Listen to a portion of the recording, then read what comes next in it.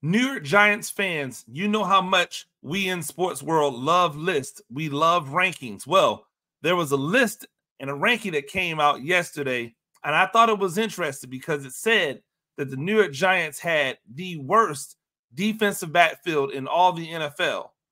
I want to talk about it. I want to tell you whether I agree or disagree and why, but mostly I want to talk about the timing of the list coming out. I'm Coach Gene Clemons, and I've got a giant issue. 3, 2, 1,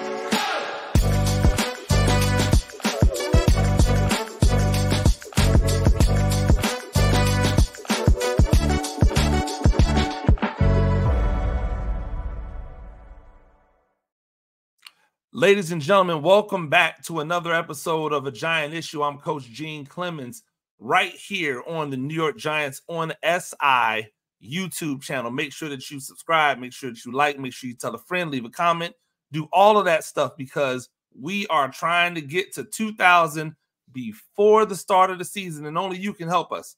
Really do appreciate everybody that's been tuned in, that's been locked in. Make sure you continue to spread the message and tell them to come over here and get this exclusive content Monday through Friday, 30 minutes a day. I really do appreciate it. Now, Warren Sharp, who I remember used to do the sharp stick in the eye, if I remember correctly, did a rankings of the best secondaries in 2024. Obviously, this is predictive because we haven't played any games yet. But you guys know how much we love rankings, we love lists, we love to debate them, we love to figure out whether we agree, disagree, all of this stuff. And so his rankings of the best secondaries in 2024 had the Cleveland Browns #1 and the New York Jets #2. I'm not going to read through the entire list, but I did think it's interesting that all the way down at number 32 is the New York Giants. Now, I can tell you without any hesitation that I have high hopes for the secondary. But I can also tell you without any hesitation that it's not based in everything that I've seen happen already. It's based in what I think can be based off what I've seen happen, right? Like Deonte Banks had a really good rookie year, but it was not a flawless rookie year, and it shouldn't be a flawless rookie year. There were things that he still needs to clean up. I'm hopeful that he's cleaned those up. I think that moving Cordell Flott back to cornerback is a great move for the Giants. Not a good move, a great move for the Giants. I think he possesses athleticism and skills that work a lot better on the outside than they actually did in the slot for a myriad of reasons. I am hopeful that the safety position, whether it is Pinnock and Dane Belton or Pinnock and Tyler Nubin, I believe that some combination of those three guys are good enough to get the job done on the back end. And I love this idea of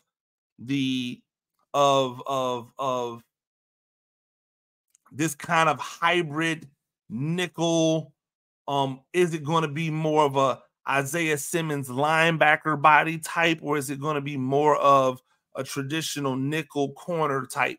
Like I like all of these options that they have coming out here and the different dynamics it gives to the secondary, but I only like it in theory because I haven't seen it, right? So I can't even necessarily be upset at the ranking of 32 because, again, if somebody else doesn't see what I see, if they believe something different, then this is the way they feel, right? No harm, no foul. It was interesting because of when this list came out. So the list dropped yesterday, July 25th at 11:52. And somewhere around the exact same time that Warren Sharp dropped the list, videos from practice or from training camp started coming out. And not for nothing, defensive backs for the Giants, the wide receivers had been cooking these DBs. Like every video that I saw, people that I know who are at training camp, people that I don't know who are at training camp and posting videos, whether it was videos that people were sending me personally saying, yo, look at this, or whether it was videos that I was seeing online, whether on X or Instagram or Facebook or anywhere. The receivers were having themselves a day. The receivers were having themselves a day. And, right, it's going to spark the question of, well, are these receivers really good? Or is this a product of the fact that they're playing against 32nd ranked secondary according to Warren Sharp? And I say you never can judge DBs by what happens in one-on-one drills or even 7-on-7, because there's no threat of the quarterback being injured or hit or hurt or just tackled or sacked. When there's no threat of the quarterback being sacked, when there's no threat of the wide receiver being hit, when there's none of those threats, wide receivers become superheroes and quarterbacks are quarterbacks. If you give any quarterback the opportunity to just sit back in the pocket and never have to worry about being pressured, they're going to complete passes. Like, that's what happens, right? They're going to be more accurate. Their timing is going to be better on it. Why? Because they don't feel any pressure. So I always take one-on-ones and I always take 7-on-7 with a grain of salt. It was just hilarious because as the rankings were dropping, so were all the videos. So you just have to imagine sitting here going, oh my gosh, we've got somebody thinks we have the 32nd ranked secondary. Now imagine if you didn't think that the Giants had the 32nd ranked secondary. Like, imagine if you're somebody like me and going, that's not right. Banks is good. Flott's going to be good outside. They've got a bunch of good pieces. And you're starting to make the case in your head while looking through this list. Oh, no, they're better than this secondary. They're better than that secondary. They're better than, oh, snap, look at this video. Oh, wow, he just got cooked. Oh, snap, look at that video. He just got cooked. And it wasn't like there was one DB getting cooked. No. They were all pretty much getting toasted on video after video after video. Like Banks getting broke off on an intermediate route. McLeod getting broken off in a route. Like it was one person after another.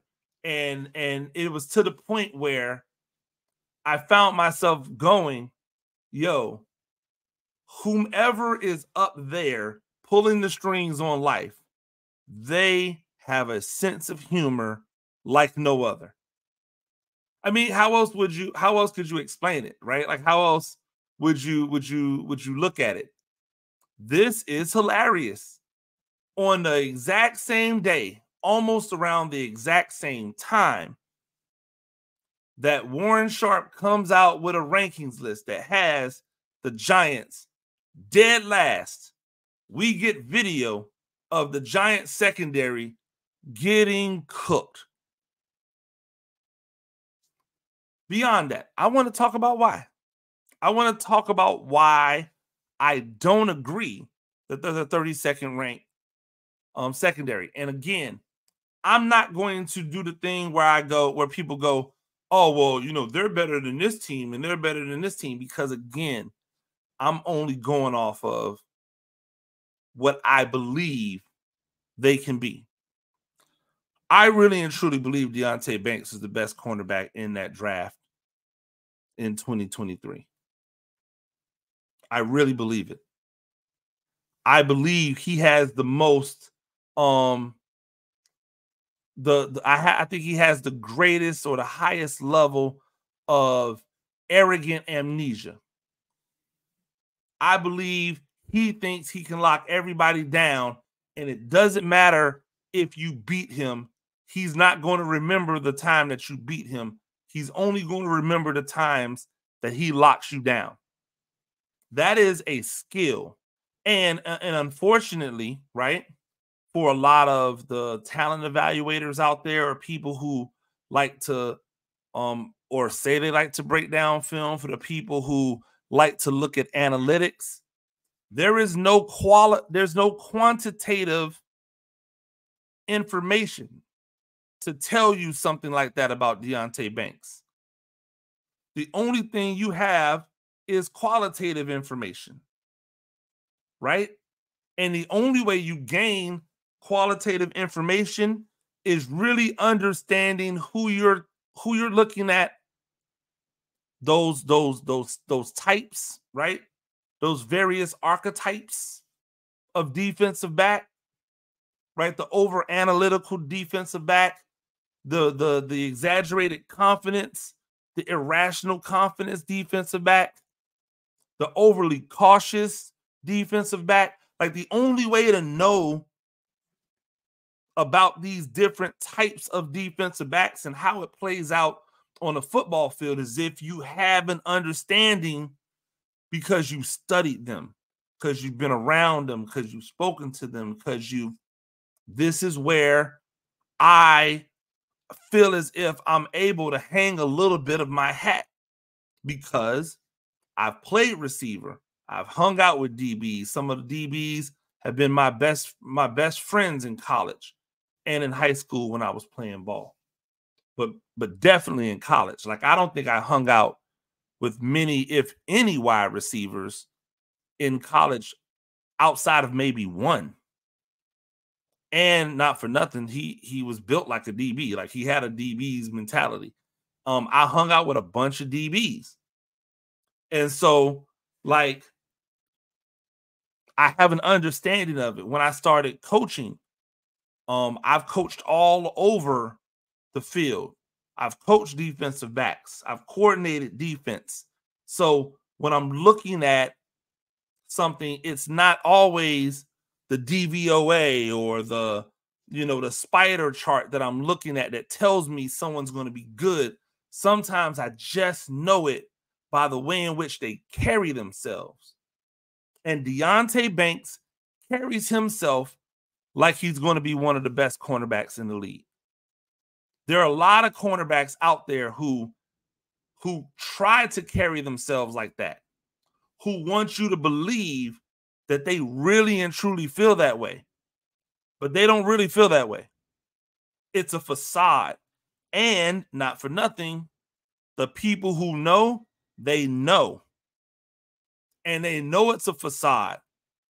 And that's why you'll see some of these defensive backs who people think are really good constantly get attacked by offensive teams, by offensive units, by players, because they don't respect it the same way that maybe the person who's never been on it on the inside respects it. I'm just trying to give you an insight into the psyche that goes into assessing what I need to deal with if I'm a wide receiver, right? Deonte Banks is a guy whose celebration when he keeps somebody from catching the ball, it's not to put the seatbelt on. He puts his hands behind his back as if he's been handcuffed. The thought process in the psyche to say, I'm not putting the seatbelt on, because putting the seatbelt on subconsciously is safe, right? Subconsciously, it's safe. It's the correct thing to do. There's nothing safe and or correct about being handcuffed. Even if what you're doing with the handcuffs isn't bad, There's still nothing safe about it.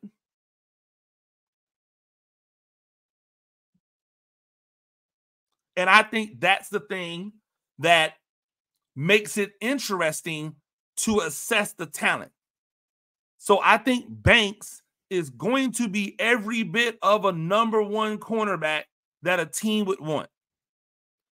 On the other side, there's questions about Flott, right? But you know what's not the question? The question isn't whether or not he has the ability to run with the best receivers in the league. Because we saw him as a rookie do it, right? When he was still playing on the outside, getting minutes, getting snaps. We saw him. And then we saw him last year do it, but from the slot. I watched him guard some of the best wide receivers in the league from the slot. If he can guard the best wide receivers in the league from the slot, why can't he do it from the outside? There's no reason why. Is like will he give up some stuff? Maybe. Why? Because every defensive back gives up some stuff. He wouldn't be alone. He wouldn't be an anomaly. All defensive backs get beat. The safety position is very interesting as well, right? Because Pinnock is a guy who kind of just seems to be in the right place at the right time. But we can say that very same thing about Belton. Is the reason that the Giants felt comfortable letting Xavier McKinney go, is that reason because they felt that Belton could be a guy who gets full-time starter minutes, starter snaps? My only problem with that is, if they felt like he was that good, then why did you take a second-round pick and use it on a safety, right? So if they really did think that Dane Belton could be the guy, then why did they use that pick? Like, why not just let him rock, maybe pick up a safety later on in the draft, a project, something like that? No, they used a premium selection, right? They used a premium selection, a second-round pick. That's a starter in my book to get that done. That says a lot. That says to me, we're looking for somebody to start. Now, my problem with Newbin is that he's a playmaker, right? But the safeties, he's a playmaker in the passing game for Minnesota, but a lot of the passing games in the Big Ten aren't very good. Like, outside of what Michigan and Ohio State bring to the table, who's the other team in the Big Ten that has a really good passing offense? So Newbin made a lot of plays, right? In college, he was there for a while. Will that transition, right? Will that transfer over to the NFL? I gotta hope so, right? I know Giants fans hope so. You use the capital, but then if that is the case and it does, then what's Belton there for? Just to be a special teamer, to be a spot spell guy? It just doesn't seem to, like, there's something missing. So I think that training camp will be a battle for those guys, but I don't think they're in a bad place when it comes to the safety position. The nickel slot is interesting because in the nickel and then ultimately in the dime, you almost have a situation where you can have different guys based off of what type of nickel package you want to employ. If you want to have a more heavy nickel package, you put Isaiah Simmons out there. If you want to have a more coverage style of nickel package, then you might go with the rookie Drew Phillips. You might go with one of the other cornerbacks. If you want to bring a true three safety system onto the field, maybe Dane Belton ends up there. Right? And then subsequently, when you go to the dime package, when you bring out McFadden, now Isaiah Simmons, if he's the money back, now that's essentially like having two linebackers on the field. But if you don't want to have two linebackers on the field, if you really want to get your coverage on, now you bring him off. You've got the Darnay Holmes to be able to go in there, who's rough and tumble, who knows his way around a skirmish, right? So you have different dynamics outside of Deonte Banks. Do I think anyone has superstar written on them? No. But what I do think they have is an abundance of young, athletic, hungry defensive backs that can almost be interchangeable and that can all get the job done.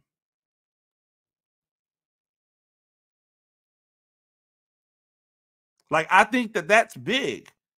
Like, if they can't all get the job done, then I would be worried.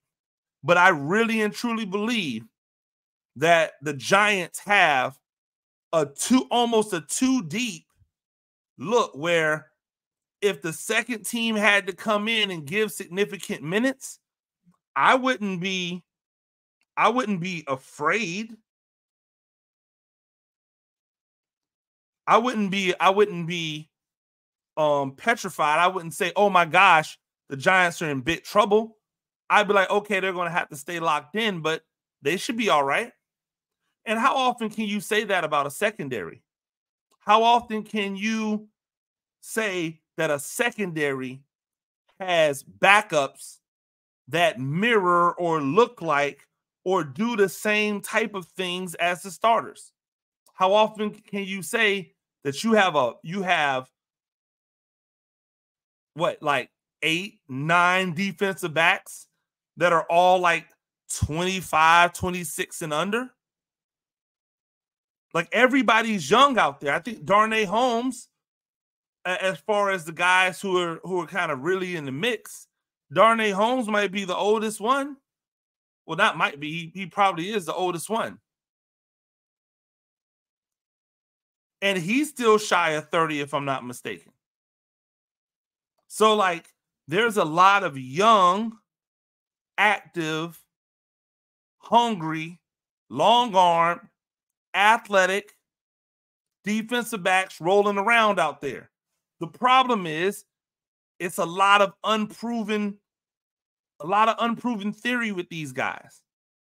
And that's why a day like today, or a day like yesterday, that's why a day like yesterday was so interesting, because you're watching these defensive backs have to figure it out in real time. You're watching these defensive backs have to, like, make adjustments, learn how to play when they might be a little bit frustrated, where a receiver may have been able to get underneath their skin a little bit, where the crowd might be getting into their psyche. They have to learn all of those things. That's what training camp is for. That's why they have these open practices. They want the players to figure out how to work with a crowd. They want the players to figure out how to be locked in and get their job done with the crowd. So I don't think that this is 32nd ranked defensive backs in the NFL. Now I need them to prove me right. I mean, at the end of the day, I need them to be able to show up, show out, lock people down, get more interceptions that don't come off the hands of Bobby Okereke, and take them things back to the crib. Because I think that they have a chance to not only be good, but be good for a long time. Like, if not for nothing, it's one thing to be good or to put together a good unit. It's another thing to put together a good unit that's able to be together for the next 4 to 5 years. I won't ever say more than that because, contracts come up, people are trying to get their money, injuries happen. But if you can put together a unit that can be cohesive and grow together for 4 to 5 years, man, that's impressive. I mean, we talk about it, and I think this is the part where we always forget this, right? Some of these players are so young, and we have heaped all of this pressure and all these expectations on them. It's like I was talking about with Evan Neal. Evan Neal is only 23 years old, right? There's no way you're trying to make a 23-year-old a bust. Not at offensive line when they can just, all it takes is for somebody to just figure it out, right? For them to just get it, for the maturity to change, whatever it might be. The same things that Jermaine Illuminor was able to do, Evan Neal could do. Well, defensive back is the same way, right? For all of those guys who have been drafted, and the Giants have drafted a lot of defensive backs. They've brought in a lot of defensive backs. And so many of them have not been immediate successes, right? Like, can't miss, like, I don't have to keep drafting defensive back successes. Cool. But they haven't been abject failures.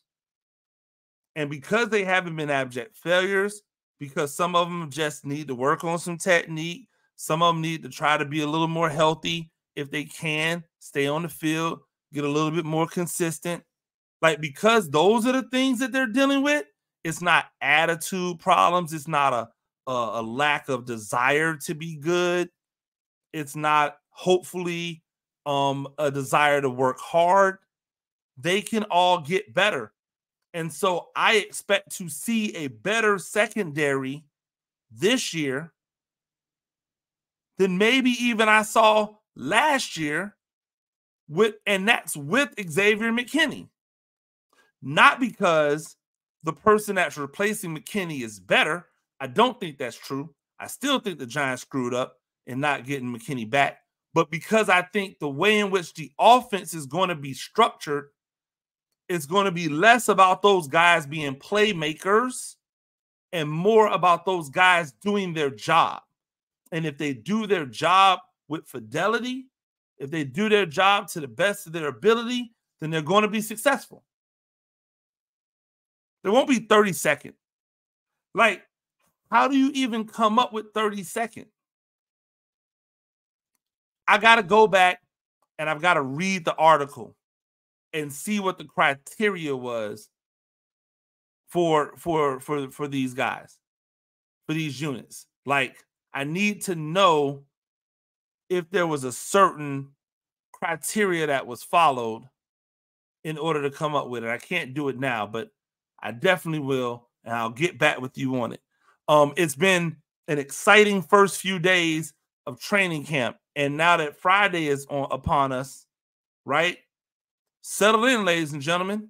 Football is back, but we still got over a month before we're actually getting real football games, right?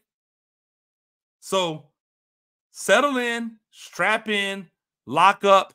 Don't overreact, right? Don't overreact. Don't throw the baby out with the bathwater, because this is going to be fun. Ladies and gentlemen, make sure that you're checking out a Giant issue every Monday through Friday on YouTube or anywhere that you get your podcast.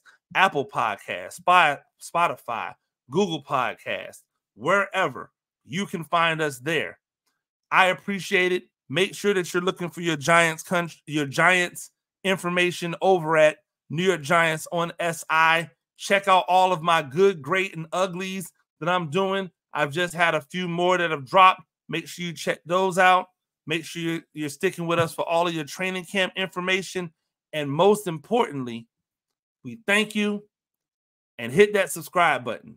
Until next time, I'm Coach Gene Clemons, and I've got a Giant issue.